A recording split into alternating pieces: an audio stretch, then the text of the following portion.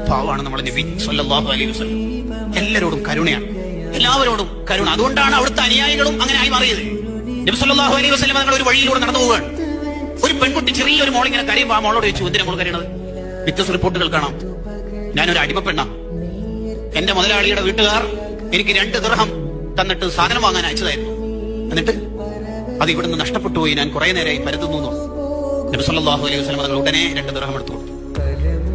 ആ പെൺകുട്ടി വീണ്ടും ഇങ്ങനെ കരയുന്നു. എന്തിനാ മോളെ ഇനിയും കരയണത്? ഈ 2 ദിർഹം കൊണ്ട് സാധനം വാങ്ങിയിട്ട് വീട്ടിൽ പോയാൽ തന്നെ ഇത്രയും നേരം വൈകിയതിന് അഹാഫ് വാങ്ങിയ ഒരു പൂനി ആ വീട്ടുകാർ എന്നെ തല്ലോ ഒന്ന് പേടിക്കുന്നുണ്ട്.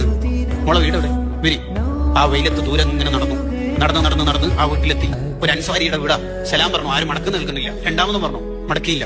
3ാമത് പറഞ്ഞപ്പോൾ സലാം മടക്കിക്കൊണ്ട് ആ സഹാബി പുറത്തേക്ക് വന്നിട്ട് പറഞ്ഞു, അഫ്വാൻ യാ റസൂലല്ലാഹ്, ക്ഷമിക്കണം, 1ാമത്തെയും 2ാമത്തെ സലാം ഞാൻ കേട്ടിട്ടുണ്ടായിരുന്നു, തങ്ങളുടെ ദുആ കൂടുതൽ കിട്ടട്ടെ എന്ന് കരുതി ഞാൻ സൗണ്ട് കുറച്ച് സലാം മടക്കിയതാണ്. 3ാമത്തത് സലാം ഉറക്കെ മടക്കിയില്ലെങ്കിൽ തങ്ങൾ തിരിച്ചു പോകുമോ എന്ന് പേടിച്ചിട്ട് ഞാൻ വന്നതാണ്. തങ്ങൾ എന്തിനാ ഇത്ര ദൂരത്ത് ഇവിടത്തേക്ക് കഷ്ടപ്പെട്ടു വന്നത്? ഈ പെൺകുട്ടി ഇങ്ങടെ വീട്ടിലെ, അതെ, നിങ്ങൾ വല്ല സാധനം വാങ്ങാൻ അത് അയച്ചിട്ടുണ്ടായിരുന്നു. ആ മോളുടെ കയ്യിൽ നിന്ന് 2 ദിർഹം മിസ്സായിട്ടുണ്ടായിരുന്നു, അത് കൊടുത്തു. നേരം വൈകിയത് നിങ്ങൾ തല്ലോ എന്ന് പേടിച്ചിട്ട് ആ മോള് കരയുമ്പോൾ ആ കുട്ടിനെ തല്ലല്ലേ എന്ന് പറയാൻ വേണ്ടി വന്നതാണ്. ആ സ്വഹാബിക്കാരന്റെ പോയി.